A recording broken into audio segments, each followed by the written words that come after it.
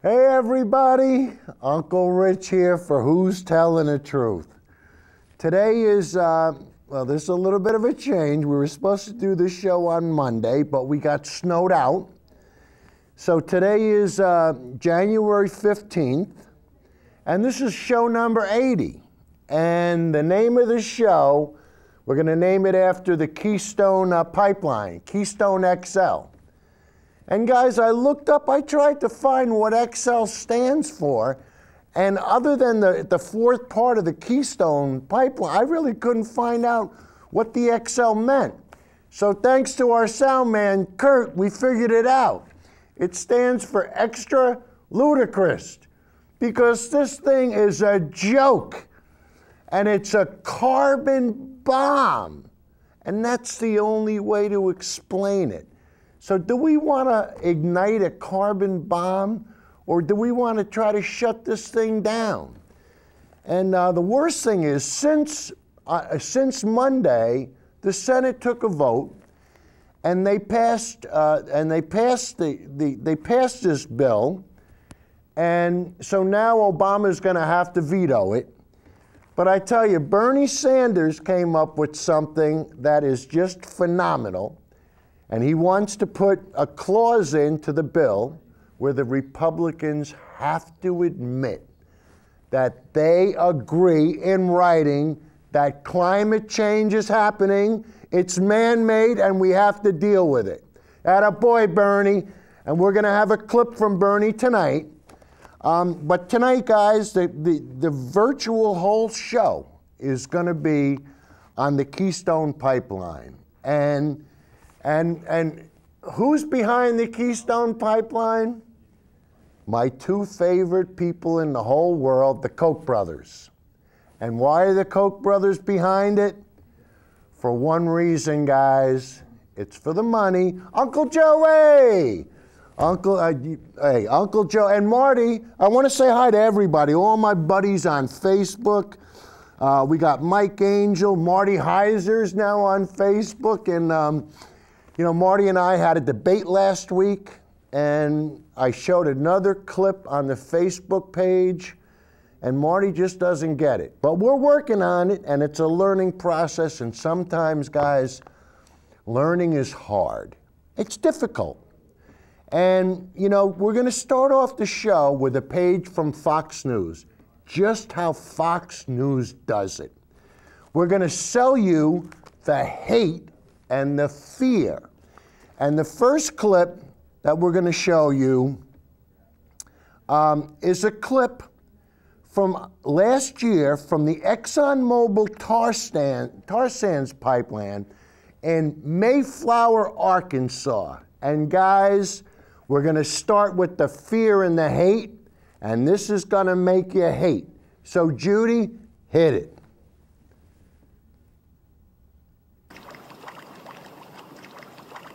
I mean, look.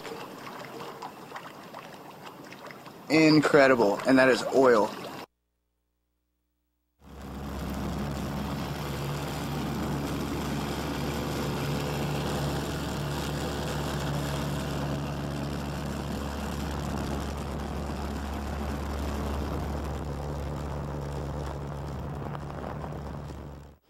ExxonMobil Pipeline Company owns and operates the pipeline.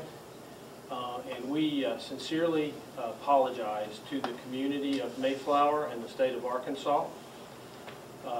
We are the responsible party. We are paying for the cleanup, and will pay for all legitimate claims that are filed. My name is Amber Bartlett, and I live at 16 Starlight North in the Northwood subdivision of Mayflower. We moved there 5 years ago. Built the homes because we had an addition that would be joining our family soon. As my daughter pulled up, I had her park on the other side of the driveway, and I threw her galoshes. We had probably 30 minutes to pack for 6 of us, and she waded through the oil. It truly was like a river just flowing downstream. It was just black oil. We have been residents of the Holiday Inn Express ever since. The property value around here is destroyed, because that pipeline runs right through, all the way through here. I feel sorry for everybody. I mean, there's lots of people that spent their hard-earned time and their money on buying places and building houses, and you know, they won't ever recover that. It won't, you know, and everybody says, you know, buy land, you know, it goes up, it don't never go down. Well, guess what? Mine went down a lot. Woke up in the middle of the night because I couldn't breathe. And then, of course, was up the rest of the night because I trying to catch my breath, and immediately closed the window and all that. And then I went to check on my husband because my husband has lung cancer. He was just diagnosed in January. And, you know, he was extremely ill and has been ever since. The health issues are bad now, but I just foresee them getting worse. You know, they can't replace the foliage and the wildlife, you know. None of that can be replaced. I think we're gonna lose it in the end. I think it will be gone eventually because of this.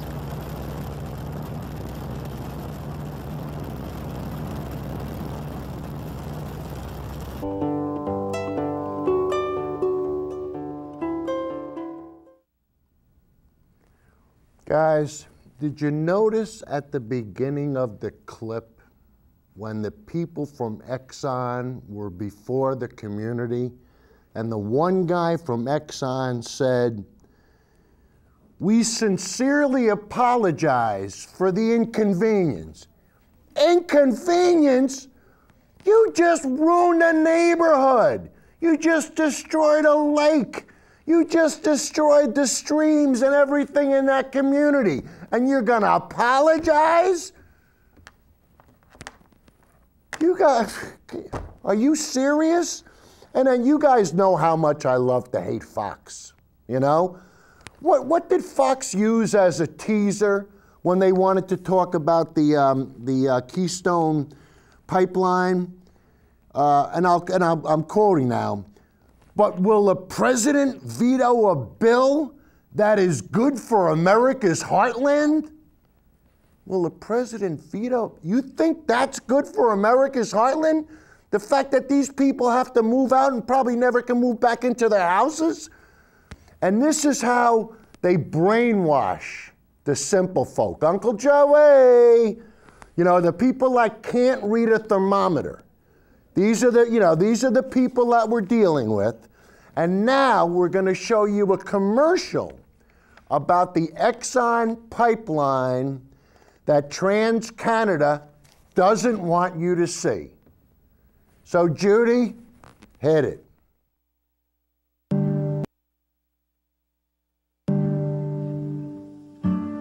I keep hearing that all the oil from the Keystone XL is going to China.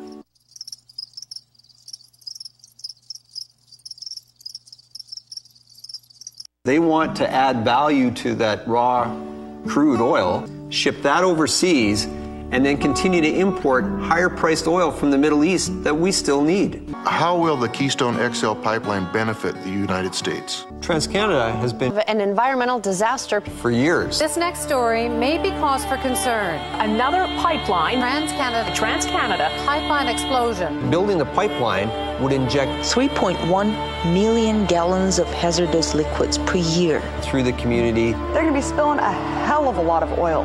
Parts of this town are still covered in a thick, toxic sludge. A spill of this toxic sludge would be an economic and environmental disaster. The black sludge spilled onto the streets. A major cleanup is now underway. Why are there so many people opposed to this pipeline? The oil from Keystone XL will go directly down this waterway, and in so doing, it runs through the largest source of fresh water in the United States. There's the maintenance type jobs that go with it. Inadequate field investigation, inadequate inspection. Like any other responsible business. TransCanada at fault. It shut down the TransCanada pipeline Thursday because of safety issues. TransCanada knew about the problems with the pipeline, but didn't do enough to prevent the explosion. The reason why we've built the pipeline is strictly for private gain. It's an investment that we make money with. Keystone XL means forcing families from their homes. That's the way we do business. Thick, hazardous slime covers yards and streets in this subdivision. At the end of the day, it's the people affected who pick up the slack. people living in the communities where a pipeline is located. Collateral damage in the way of big oil. People are still suffering the long-term effects caused by breathing toxins on a daily basis. I mean, look. Residents couldn't believe what they were seeing. That is a pipeline that is busted. These pipelines are just too dangerous for the environment. It is not crude oil. It is not in the strategic interest of America to even have this crap coming down here. There's something wrong with the pipeline system. Take, for example, the second incident this week where Canadian crude has spilled in the United States. TransCanada's first Keystone line in the U.S. spilled at least a dozen times just in its first year of operation. Where is the public interest in this? It doesn't make sense. Why did this happen? And this is not all right. They've lied, they've misrepresented this entire project. Oil giants get away with violations like that all too often. All we have to do is pay more, both in terms of money at the gas pump and cost to the environment. Which is why people across the Midwest are fighting to stop the pipeline. Guys, we're not done yet. I mean, the next clip we're gonna show you is gonna get you even, they just won't quit. When are we gonna get it through our thick heads that we have to stop burning this fossil fuel crap? I mean, they're so intent on destroying America, and let me prove to you that Exxon hates America. Judy? Here at Exxon, we hate America. Sure, oil hurts communities and endangers the planet, but the truth is, you can't stop us from drilling. Why? Because we own your government. Big oil invests millions buying politicians, and we get back billions of your tax dollars. So you'll be seeing more of our exploding trains, dirty pipelines, and fracking wells from sea to shining sea. ExxonHates.com. So guys, why would Exxon hate the United States? One reason, it's for all the money. And who's really behind Exxon and the other fossil fuel companies? Two of the richest guys that you probably never heard of. Our buddies, the Koch brothers, the guys that are intent on making sure that you hate your fellow American. And Uncle Joe, we go through this so often. He is so full of hate. I tell you, if you guys want to have some fun, go to Things to Ponder on his Facebook page. And but the one thing, guys, the one thing that gets me, it's about the profit. And the fact that the guys in Congress have sold out. They've sold their souls. And the next clip we're gonna show you, Elizabeth Warren, and what she said is so appropriate. She said, who does this, the first vote that the Congress took was on the XL. The new Congress, the first vote they took was on the XL pipeline. And she said, who does the new Republican Congress work for? Foreign oil companies or the American people? And guys, this is the question that we have to ask ourselves. What's more important?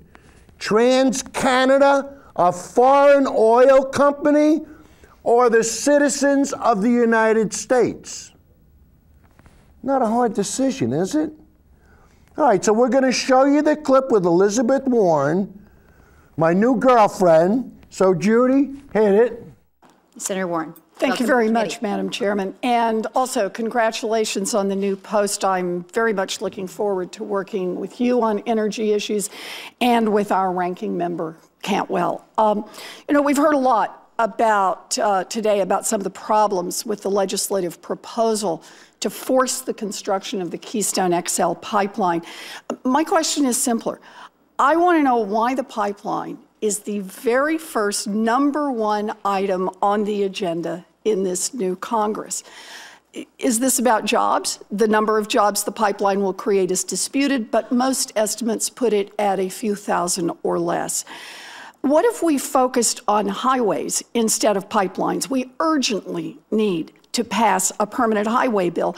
The American Association of State Highway and Transportation Officials says it would create 8 million jobs over the next 4 years if we could pass a highway bill. We could put people to work in good jobs and fix crumbling roads and bridges. So is the pipeline about lowering America's energy costs? Evidently not. Even its supporters admit that much of the oil in the pipeline would be exported for use outside the United States. So it's not about jobs, it's not about energy. Why is this bill so urgent? The answer is money and power. The pipeline might not do much for the American people, but it is worth a whole lot to the Canadian oil industry. According to an analysis by Politico, since 2009, TransCanada has spent almost $7 million in lobbying expenses related to Keystone. So much money industry-wide is being spent that Burdett Loomis, a political science professor at the University of Kansas, previously described the Keystone XL bill as, quote, a lobbyist support act. And now TransCanada wants what they paid for. Who does this new Republican Congress work for? Foreign oil companies or the American people? Today, their first priority is to advance a pipeline that means a whole lot to an army of well-paid lobbyists and a whole lot to a giant foreign oil company. But we know that this pipeline runs terrible environmental risks, and it just won't do much to help the American people. I didn't come here to do favors for TransCanada. Republican leaders may disagree, but I'll be voting no on this.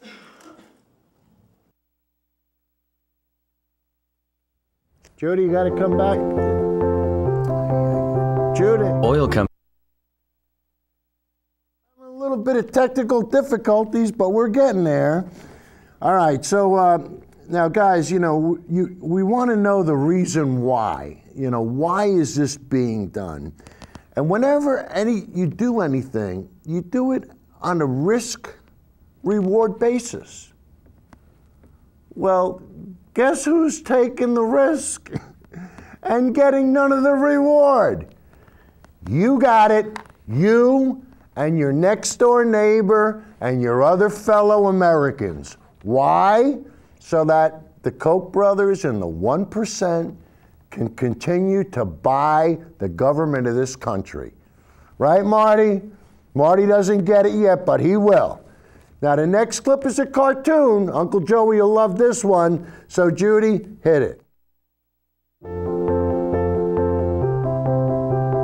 Oil companies want to build pipelines across America to carry tar sand crude from Canada to our coasts. The truth is, these proposed pipelines won't bring oil to America, they'd bring oil through America. The asphalt-like tar sands are mined from Canada's northern boreal forest. Oil companies have to heat the tar sands with toxic additives, generating massive greenhouse gas pollution and dumping cancer-causing chemicals into the air and water. Tar sands is the dirtiest oil on Earth. The heavy tar sands crude is pumped at extreme pressures and temperatures. On top of that, sand and chemicals in the mixture corrode steel. An existing U.S. tar sands pipeline spilled 12 times in its first 12 months of operation. That's a spill a month. Spills pollute waterways and critical underground aquifers, and can put crops and the drinking water for millions of Americans at risk. Oil companies use legal intimidation to force dangerous pipelines on landowners who don't want them.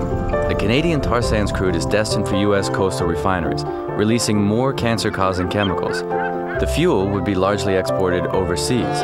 Americans take on all the risks, while oil companies collect all the rewards. Huge profits that big oil uses to buy more influence in Washington, D.C. Moving America beyond oil isn't that difficult. With smart transportation choices, including vehicles powered by clean, advanced technology, we can achieve real energy independence, long-term national security, and create jobs. We need to draw the line at tar sands. The world's dirtiest oil isn't welcome here.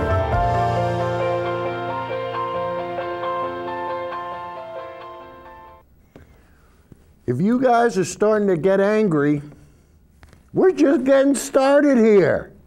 And it's it's amazing the amount of garbage and the amount of crap that we have to put up with because these guys are so intent on making money burning fossil fuels. Now, the next clip comes from National Geographic. And who could you trust more than National Geographic? And guys, whenever it comes to climate change, whenever it comes to data and facts, I have one saying on this show. When somebody tells you something, you want to look them right in the eye and you want to ask them to do what? Be specific and name your source. And I tell you what, you say that to a climate denier, you'll never hear from them again. Because once they start to look up the information, they'll go, oh wow, I never knew. Oh, you mean Rush wasn't telling me the truth? You mean Fox has been misleading me? Yeah, Uncle Joey. He's so brainwashed, it's a shame. The guy can't read a thermometer. All right, so the next clip is from National Geographic. So Judy, hit it.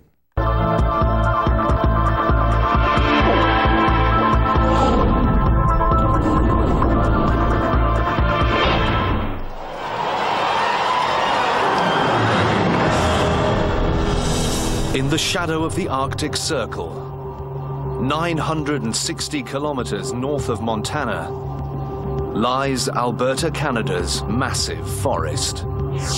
An expanse of virgin timberland the size of New York State, undisturbed for 10,000 years. Until now. At the Syncrude oil sands mine, one of the world's largest feats of engineering is under construction. A $10 billion mega project that covers over 100,000 hectares of wilderness. Home to almost 12,000 workers. Masters of the biggest rigs on the planet. Hard at work in the middle of nowhere. Why are they in this remote location? Battling against one of the harshest climates on Earth. Why put up with temperatures that can swing 80 degrees between the searing heat of summer and the deep freeze of an Alberta winter? Because just below the surface of this forest lies a buried treasure potentially worth $80 trillion. It's not diamonds, it's not gold, it's oil. Up to 3 times what the Saudis have in their backyard. And big oil companies will go to any length and do just about anything, no matter what the cost in dollars or impact to the natural environment.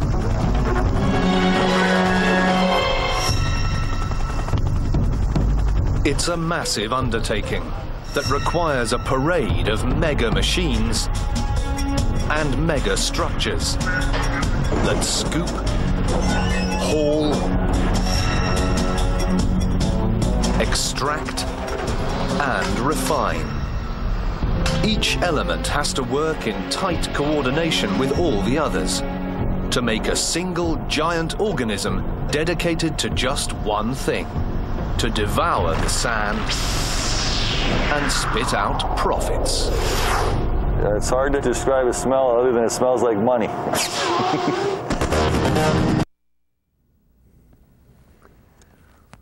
It smells like profit. Isn't that sick?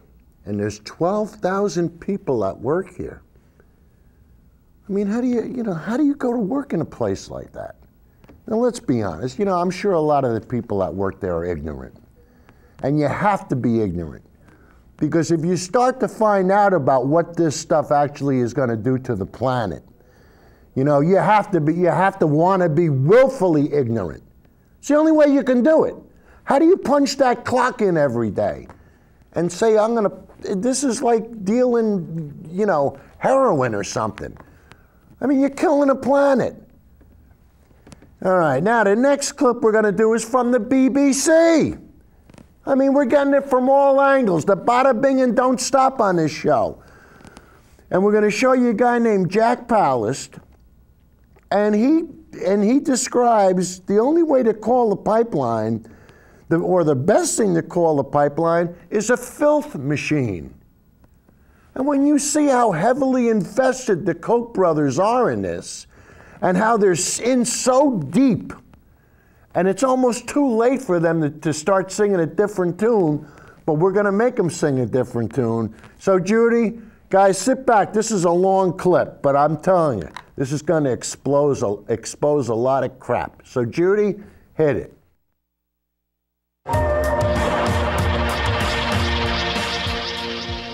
Welcome to the Real News Network. I'm Paul Jay in Baltimore, and welcome to the first of what will be a regular series of interviews with Greg Palast called The Palast Report. He now joins us from New York City. Greg is a BBC investigative reporter. He writes in The Nation and Vice magazine. He's the author of the New York Times bestseller, The Best Democracy Money Can Buy, and the latest book is Billionaires and Ballot Bandits. Thanks very much for joining us. Glad to be with you, Paul. So what are you working on this week? Ooh, I've been kind of playing with this oozing black snake, this kind of viperous tube of sludge called the XL Keystone Pipeline.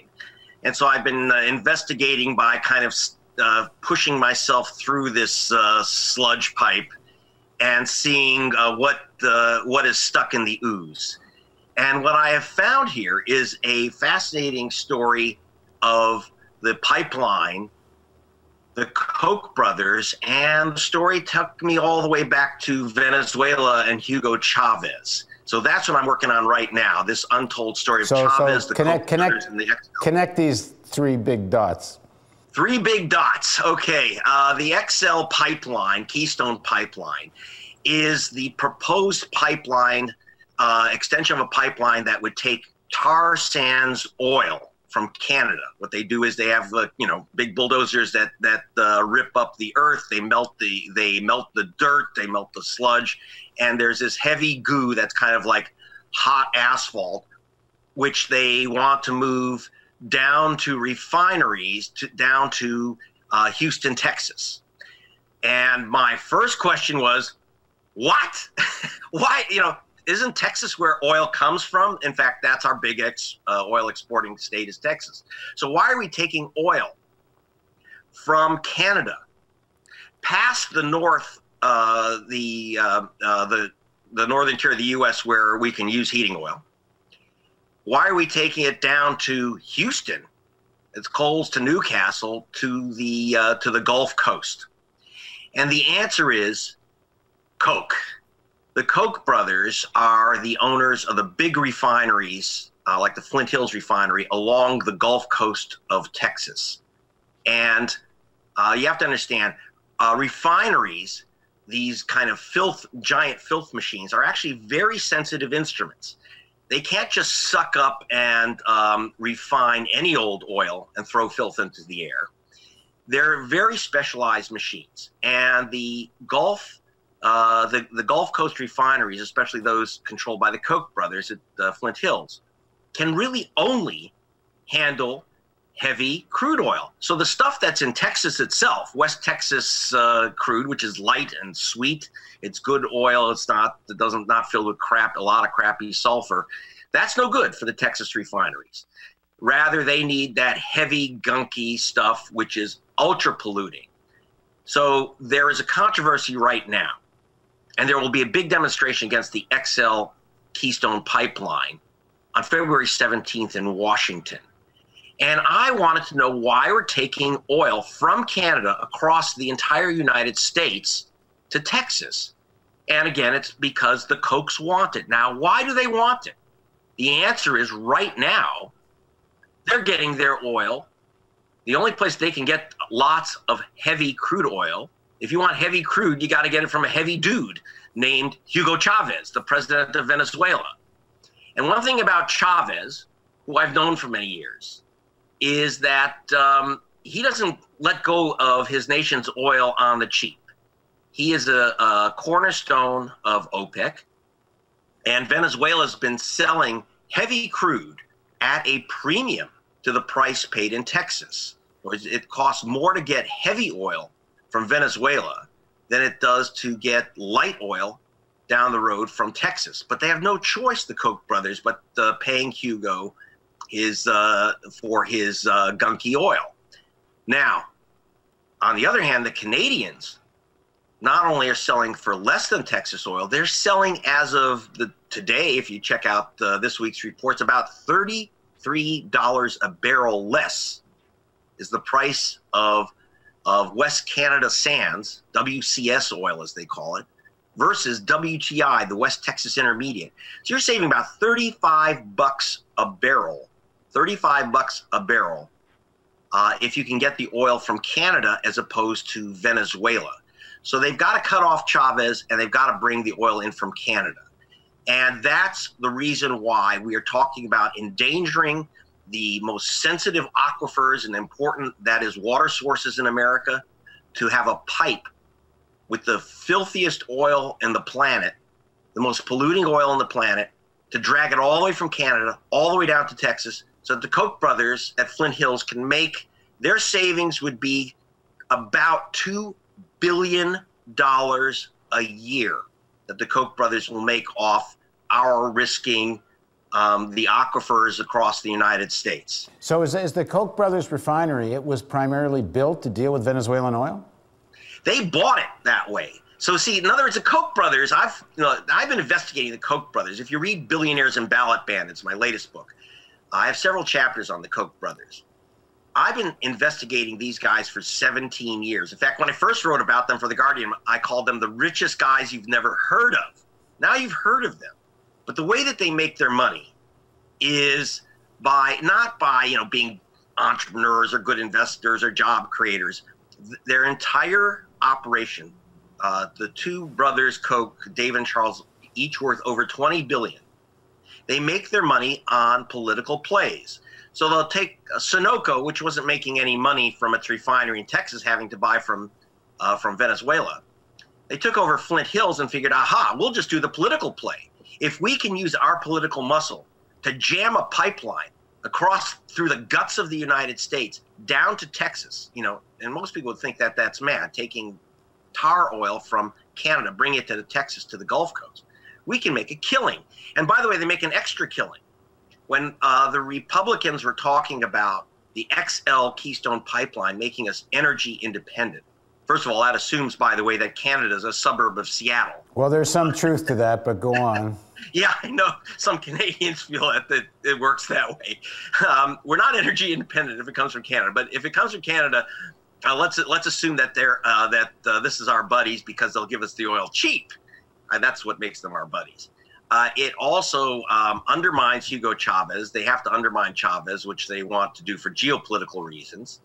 And but then the oil will not be used in the United States. It will be refined mostly for gasoline that will be sold at a premium in the Caribbean. Remember, these refineries are in the Gulf Coast.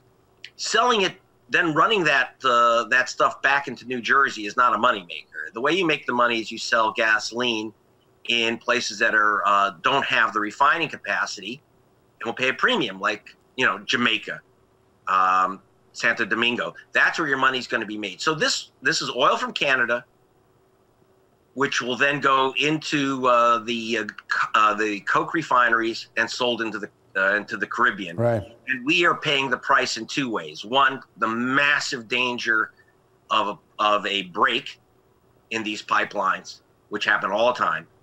And that would be disastrous given the areas it's going across. And the second is that because it will now open up new fields in Canada, because it will open up make more tar sands finds economic, because they'll have a market for it, we are going to have a massive, massive, massive increase in global warming chemicals that will be thrown into the air by the process of both the drilling, the refining, and the ultimate use of this product, which is absolutely the filthiest oil. Yeah, I think the Canadian tar sands, I think, is #1 or close to #1 producer of carbon emissions in a single place on the planet. Yeah, I mean, Alberta is basically, is becoming a big dirt smokestack. And now Obama has not made a decision on this. That is, he was afraid to approve the Keystone XL pipeline before the election, because he knew he would be lynched by environmentalists and people of Kansas and Nebraska and where the pipeline comes down. But now that the election's over, look out. In fact, my money would be on Obama approving the Keystone XL. There is a tremendous amount of pressure from the Koch brothers and from other oil interests. Plus, it plays into the administration's game of a wide-scale attack on Hugo Chavez. And that, by the way, includes the choice of John Kerry, who started this week as our new Secretary of State. Senator Ketchup, remember, his fortune is based on marrying into Mrs. Ketchup, Mrs. Hines. And Hines has had a running battle with Venezuela because Hines' property was confiscated by Chavez's government in a land reform move. So, if those tomatoes going into those bottles have now those plants, ketchup plants, are taken over by the Chavez government for the workers there. And so John Kerry is a longtime Chavez hater. This administration has totally swallowed, repeated, and amplified the anti-Venezuelan propaganda and foreign policy of George Bush. All right, thanks very much, Greg. And Greg will be back in a couple of weeks to tell us what he's working on. Thanks for joining us. You're welcome, Paul. And thank you for joining us on the Real News Network.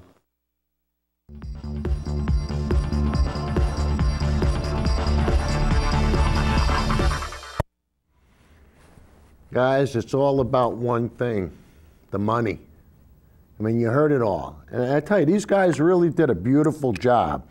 And, what he said at one point is, they can make a killing. They can make a killing. The Koch brothers can make a killing. They can save $33 a barrel. That's $2 billion a year. Could you? They're the second richest family in the world. And they're worried. And why do they need this crap? So the question comes down to, who are the Koch brothers and what do they want? And on this next clip, we're going to hear Bernie Sanders, another one of my favorites, and he's going to give the Koch brothers some more of the BATTA-BING. So Judy, hit it. Senator Bernie Sanders has been highlighting daily, pointing to the party's platform. Here's Sanders in the Huffington Post, quote, "They want to repeal every piece of major legislation that has been signed into law over the past 80 years that has protected the middle class, the elderly, the children, the sick, and most vulnerable in this country." And the Kochs haven't been shy about using their money to try and influence the country in a more libertarian direction. Think Progress reports that the brothers are not just spending their money to influence politics. Quote, "The Koch brothers also funnel millions of dollars into the education system using their network of conservative groups. A new report from the Center on Public Integrity finds that Koch groups delivered more than $12.7 million to 163 colleges and universities around the country in 2012. According to the report, two Koch groups that are funded by the Koch brothers are either vaguely more specifically oriented around libertarian and conservative ideas. For example, the Charles Koch Foundation contracted the economics department at Florida State University to select professors through a Koch-appointed committee. So it's not exactly unusual for an institute with the Koch name on it to go outside the realm of traditional politics and toward social issues. But will forums like the one last night in Texas help change people's view of the Koch brand? Senator Bernie Sanders of Vermont joins me now. Senator, thank you for being here. My pleasure. And I don't know if you were able to hear Gary Bledsoe from the Texas NAACP, but he talked about working with the Koch Institute in the area of criminal justice, even as he's fighting, in many cases, Koch-funded groups who he says are the far right that are removing the moderate members of the Republican Party from the state legislature. Do you see a contradiction there? Well, I don't want to question the motives of people who are involved on that issue, which is a huge issue. We have a significant percentage of young African Americans who are in the criminal justice system, and we've got to do something about that. But this is what I do know. The Koch brothers, as you've just mentioned, are the second wealthiest family in this country.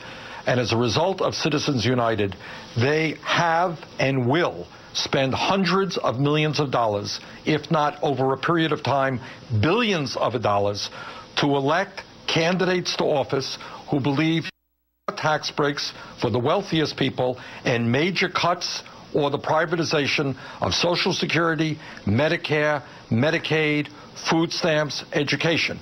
They are, the Koch brothers, helping to lead the war, in my view, against working families in this country, and are part of the reason that we have so much wealth and income inequality, such that the rich are doing much richer, are getting much richer, while everybody else is seeing a decline in their standard of living. And I want to pull a little bit of a quote from what you have actually put on your website, and you're talking about the Koch brothers. You said the Libertarian Party platform in 1980 called for abolishing the minimum wage, Medicare, Medicaid, Social Security, and income taxes.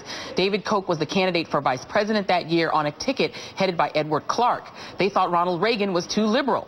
Today, David Koch and his brother Charles have turned those 1980 extremist ideas into mainstream Republican Party orthodoxy by putting their fortune behind right-wing politicians and think tanks. Why, sir, are you now, and other people who oppose the agenda of the Koch brothers, are really taking to highlighting them specifically, highlighting the Kochs personally? Why are you doing that? Joy, I will tell you why.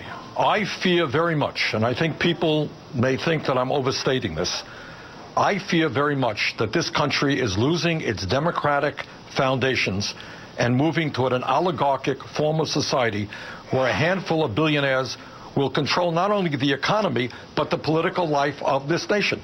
What you are looking at right now is an extreme right-wing family who believe all the things that you've just indicated. They don't believe that we should simply not raise the minimum wage. These guys believe that we should do away with the minimum wage, and if you had to work for $3 an hour or $2 an hour, that's freedom. That's your freedom. And these guys believe that we should privatize Social Security, massive cuts in Medicaid, no support for women's rights, etc. They believe the federal government is terrible, and they want to move toward a society where the big money interests control the economy and the political life. I highlighted the 1980 Libertarian platform for a simple reason. In 1980, that party got 1% of the vote, and most people thought that these guys were pretty crazy, pretty extreme, pretty out there. If you look at the issues they talked about then, their point of view, many of those same ideas are now mainstream Republican Party. You talk about minimum wage, you have most Republicans now in Congress not only opposed to raising it, they believe we should abolish the concept of the minimum wage. That's what the Koch brothers talked about 34 years ago. Social Security, Medicare. Look at the Ryan budget. What you are seeing is, as a result of the Koch brothers and others, a Republican Party moving from what used to be a right-center party, a moderate conservative party, to a right-wing extremist party. That is probably the most important development in recent politics, the degree to which the Republican Party has moved to the right and has no stomach for moderates in their party anymore. Yep, and yet there is some irony that the one area there seems to be convergence between left and libertarian right is this issue of criminal justice. Thank you so much, sir. Senator Bernie Sanders, thank you for being here. Thank you. All right, next, Sebelius for Senate. We'll read between the lines on the Democrats' new potential play for Kansas. Any questions, guys? They have one agenda: to get the simple folk to hate the rest of the American people. And I tell you, they trick. Fox News does such a job of brainwashing the simple folk, the people that sit there and never ask questions about anything, which is why we surround ourselves with question marks. Be specific and name your source. My source is the Koch brothers. You don't have to say another word. So you hate your next door neighbor and you don't want to see the country succeed, right? You think your idea of freedom is working for... These guys want you to come to work so that you have to pay them for the privilege of working for them. And this is the logic that they use. And this is what they transmit to the American people, which is why people, when they watch Fox, they get crazy and they hate. Why? Because it's all designed that way. It's just what, you know, it's what happened in Nazi Germany. You know, look what Hitler and his minions did to get everybody to hate the Jews. Same thing the Koch brothers are doing. Now, just to put more salt in the wound, we're going to take it one step further. Another clip with the Koch brothers exposed. So, Judy, hit it. The Koch brothers are the poster boys for the top 1%. Their money, their power, fuel the growing inequality in America. Day in and day out, we see the Kochs using their billions to purchase politicians, taking a terrible toll on democracy as they knock down the middle class. Billionaire industrialist Charles Koch said he wants to eliminate the minimum wage because it creates a culture of dependency. I think the fact that the Koch brothers are trying to take away minimum wage is ridiculous. And I couldn't imagine anybody making that much, even being concerned with somebody making minimum wage. It just doesn't make sense to me.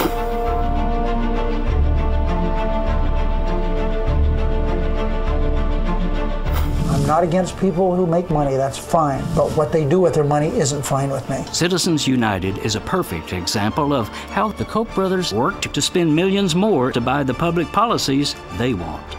It's like they already bought the House. The Koch brothers can buy the Senate. Then what's next? They're going to buy a president?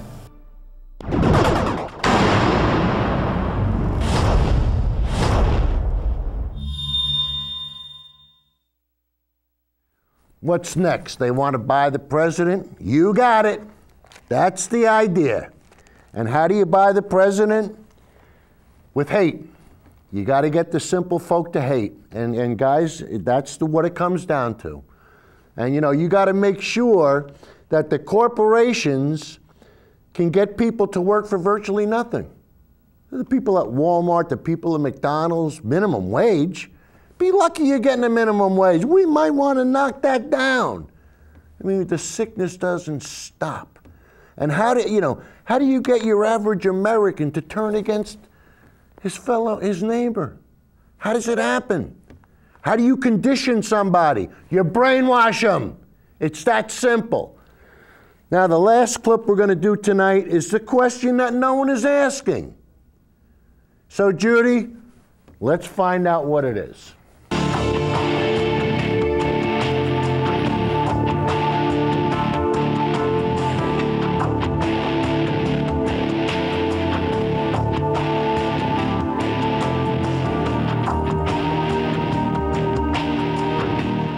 Right now, way down in Texas, a foreign corporation, TransCanada, is using our government's Fifth Amendment right of eminent domain to confiscate private land belonging to Americans to build a massive oil pipeline so TransCanada can ship oil from from Canada down to the Gulf of Mexico and then ship it from the Gulf of Mexico to non-Americans all around the world.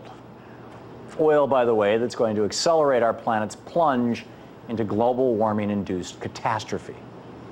So the question is, why?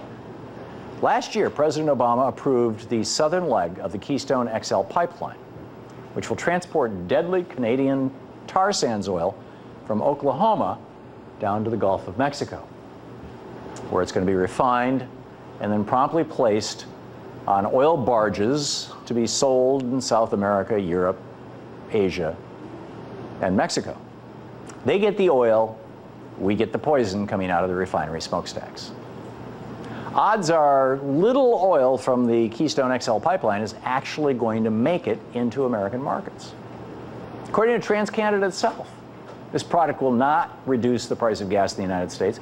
According to TransCanada itself, this project will actually increase gas prices in the American Midwest. It will not reduce our dependence on foreign oil. It will create only a few thousand temporary jobs and a few hundred permanent jobs.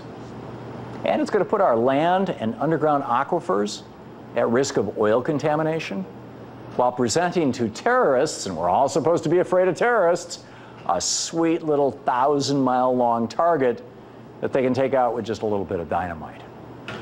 And rather than slowing climate change, this pipeline will take us over the tipping point.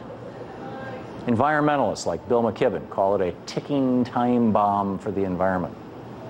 And NASA scientist James Hansen, one of the most respected scientists on Earth and one of the leading experts on the planet on global climate change, calls completion of the pipeline, quote, game over for the planet, end quote. Actually, the planet will be just fine. It's game over for us.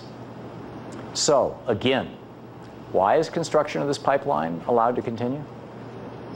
Why would a foreign corporation push so hard that people like 78-year-old great-grandmother Eleanor Fairchild and actress Daryl Hannah were arrested last October for trespassing on her own property as she tried to stop TransCanada's bulldozers from ripping a hole through her 300-acre ranch? Why is the state of Texas allowing a foreign corporation to seize privately owned Texans' land through eminent domain to build an oil pipeline when in 2000 the state transportation department forbid the use of eminent domain to build new roads across Texas? And why is it that we've allowed this foreign corporation, TransCanada, to launch numerous SLAPP suits? These are basically nuisance suits against peaceful activists and property owners, threatening them with losing their homes and life savings if they continue protesting further construction of the pipeline. And most importantly, why, residing on a rapidly warming planet, why are we doubling down on 19th century dirty energy sources like fossil fuels when we should be focusing on 21st century clean energy sources like solar and wind? I mean, consider this. Last week in Chattanooga, looks like a river, right? Last week in Chattanooga, Tennessee, a massive solar power facility comprising over 33,600 individual solar modules capable of producing 13.1 gigawatt hours of electricity every year was just turned on. This is big enough to power 1,200 homes, but instead it's going to be used to power a Volkswagen manufacturing plant. They paid for it and put it there. It's the biggest solar installation ever built in the state of Tennessee. This solar farm was built by an American company, Silicon Ranch. No Canadian tar oil sands necessary.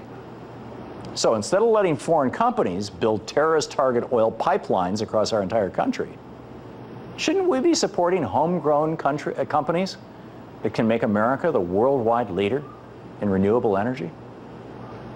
Another, for example, did you know that the United States just passed Germany as the #2 country in the world when it comes to producing wind power? Did you know that the largest wind farm in the world, the Alta Wind Energy Center, is located right here in the United States, in Kern County, California? The Department of Energy estimates that 20% of our national energy could be produced by wind come 2030. But that's only if our government embraces wind power with the same enthusiasm that we're embracing Canada's tar sands oil. This is a no-brainer. And it's what the rest of the world is doing too. The world is rushing toward clean energy. From the 1.3 million solar systems currently online in Germany, on rooftops across the country, producing 28 billion kilowatts of energy annually, to the London Array offshore wind farm, the largest of its kind, producing 630 kilowatts of electricity, enough to power more than 470,000 homes. Just windmills off the coast of England. So given all this, tell me again why we're building the Keystone XL Pipeline? Why, with all this potential for clean and renewable energy, And the technology's there. We're not talking about the future. It's here now. Why are we arresting Americans for trespassing on their own property? It sure looks like it's just so a foreign corporation can get rid of their toxic oil, and a handful of billionaires in Texas can make big profits refining and exporting it. Our clean energy success stories seem to be hidden from the news media. They never talk about it. And our lawmakers are just dancing to the tune of big oil, turning our nation into the place where foreign corporations like TransCanada can do the dirty work of fossil fuel refining far, far away from their own populations. The president spoke about climate change in his second inaugural, but he'll have a chance to do something more than give a good speech come March, when the rest of the Keystone XL Pipeline is set to be approved. So let's keep the pressure on our lawmakers and on our news media. All around the world and right here at home, we see the potential for clean energy use on a massive scale. We have 21st century energy solutions that work now, today. We don't need another 19th century. 21st century solutions. Could you imagine that? What a novel idea, huh? I mean, using stuff that actually works instead of burning this crap. Now you're going to say, Rich, how do you know that the Koch brothers buy politicians? Guys, the final clip for tonight, we're going to show you one of the bought politicians. And this is Louis Gohmert. And I wanted to, this guy used to be a judge. If I ever walked into a courtroom and found a guy like this at the bench, I'd lose it. Because I tell you, I don't think this guy can count to 10. And when you hear him talk, you're going to see what I mean. So Judy, hit it.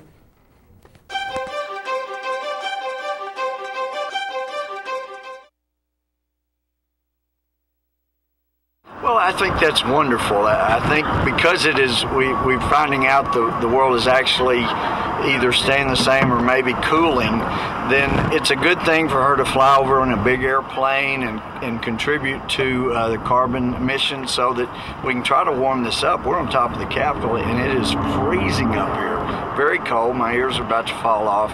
And so I would appreciate all the efforts that she and Al Gore, as he keeps his Suburbans, plural, running, as he makes speeches so he can be warm or cool depending on, that's all adding to carbon dioxide in the atmosphere, which means plants will have a chance to use photosynthesis, and so we'll have more plants. And so I just think it's great what they're doing to contribute to the betterment of the entire world and environment, and making this a better place. But now, if they're going to go over there and try to take U.S. money with so many people unemployed and so many people hurting and losing their jobs and give that to third world countries, then they're going to do more damage to the world and the environment, because anybody that really understands knows that only a productive economy can help make the environment cleaner, and that's what we really do want. But when you drive jobs, as we have been the last few years, to China, to India, to Argentina, where they pollute at least 4 to 10 times more than we do here, then you're not helping the environment. You're making it. Guys, can you believe someone like that is making the decisions for the rest of the country? That I wouldn't let that guy make a decision on what my dog should do. Never mind what people should do. And I want to tell you guys, you know, I hope we shed some light on what's going on with this carbon bomb. And I hope you'll go out of your way to make sure that we say no more. So guys, take care. See you next week.